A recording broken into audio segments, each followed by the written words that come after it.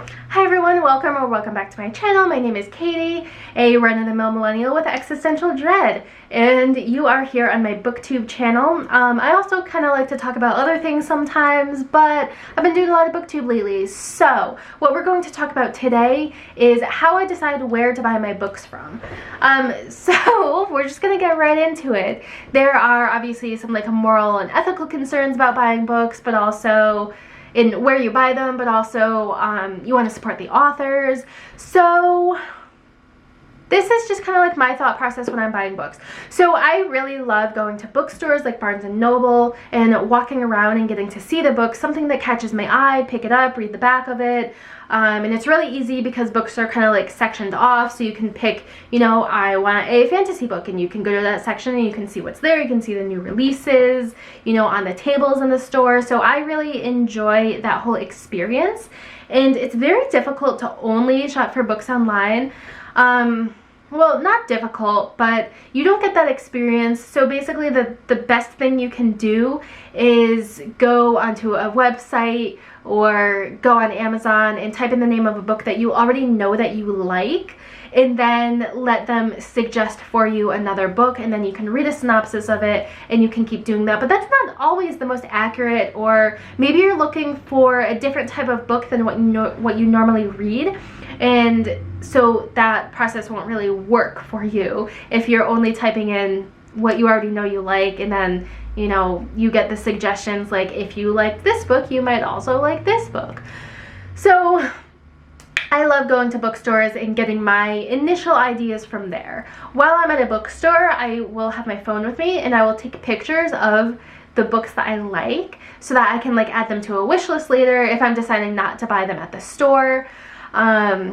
And so basically I will go home, and so sometimes I'll buy a book, and typically in the bookstore I tend to buy mostly young adult books, or I will buy books if they're on like the buy one get one 50% off sale.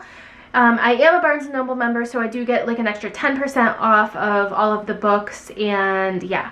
And I think every once in a while, yeah, so the books that the new releases they have that are 30%, I get an extra 10%, so that's 40% off. So I'll take that into consideration when I'm looking at prices of books. If they're new releases, the prices are going to be very similar on pretty much every platform that you search. But if it's an older book, it's not necessarily, you might be able to get it cheaper somewhere else. Obviously, I would like to buy all my books from a brick-and-mortar bookstore, because not only does it support the actual brick-and-mortar bookstore experience, but it also supports the authors. But I take the pictures and then I go home and I look them up. Oh my goodness, my train of thought is all over the place. Hold on. So I tend to buy young adult books in person at a bookstore at like Barnes & Noble, because they tend to be cheaper. They tend to be $10.99. They're mostly $10.99, except if you're getting like a hardcover or something. But that is like a really reasonable price for me. It's within my budget, and I can do that for a book that I want to read and also support the author in the store. The other books, I will go home and I will look them up on Amazon, mostly just because I keep a book's wish list on Amazon. It's like a separate wish list of mine. Wow, my lighting, I might need to close that window. Hold on. Okay, sorry for the interruption. So I keep a running wish list on Amazon of all of the books that I want. And when I'm typing in the book and clicking add to wish list, I will see the price of it. And sometimes the price is significantly cheaper, and sometimes I will decide to go ahead and get it from Amazon, so I will add it to my cart. The only thing I do in the meantime is I check on Thriftbooks.com. That's usually my go-to, because I really like that if you spend a certain amount of money, I don't even think it's that much, it's like maybe $35, then you get a book for free on your next order. Obviously it'll be your lowest price book, but that's still a very good deal. So you'll have that like coupon sitting in your cart for the next time you buy books from them. So I will check out the bright price on Thriftbooks.com. Again, it's not always cheaper. Now, I say when I'm buying on Amazon, I don't always buy like direct from Amazon. Sometimes I buy from a third-party seller, like a used book, and I don't buy everything brand new. and I will check the price on there.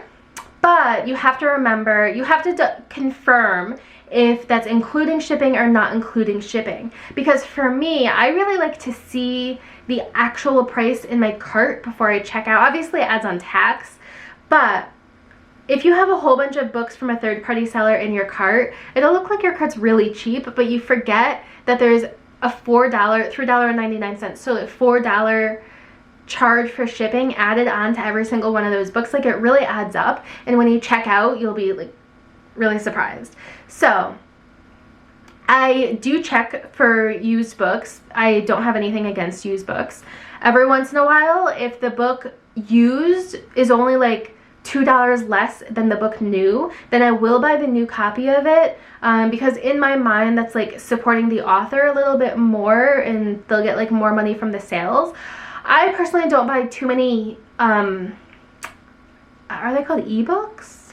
Like books that I can read on my iPad. I don't download too many books because I just don't prefer that experience. I have done it a couple times.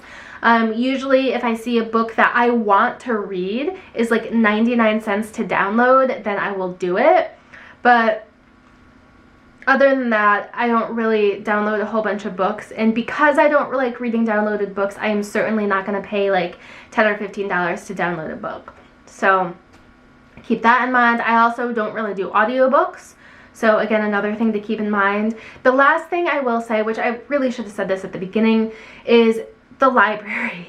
My library is very small. Now I can drive to another library that's a little bit further that has a bigger selection, but my library is very small. So I actually, at one point, my list has grown so much it's difficult to do now, but I did have a list of everything that I want to read and that I don't necessarily own, and checked online to see if it was available at my library. If it was available at my library, then I took it out of my Amazon wish list, and I made a note to myself that it was available at the library so that I could just get it from there and not have to buy it.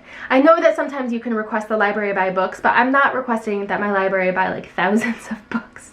Like, it'll be way too much, and I'm not going to request that they buy like all the new releases, and I might do that every once in a while, like a book or two, but that's not, I don't know, I'm not doing that. So check your local library. If you really do want to own a book, then consider buying it at a store. There's also small bookshops and bookstores. There's not a ton around me, but you can certainly consider that and support a small business.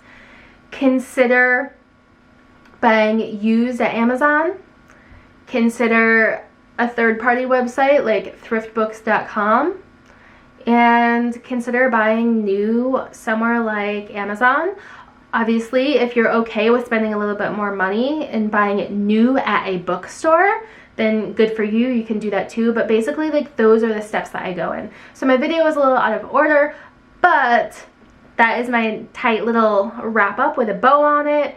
Library, you know, all that, check out all that stuff. And that's pretty much how I make my decisions. Let me know if you have a similar decision process, or if you just kind of like do whatever you feel that day, or I don't know, let me know in the comments below. Be sure to give this a thumbs up and click the subscribe button. Thank you.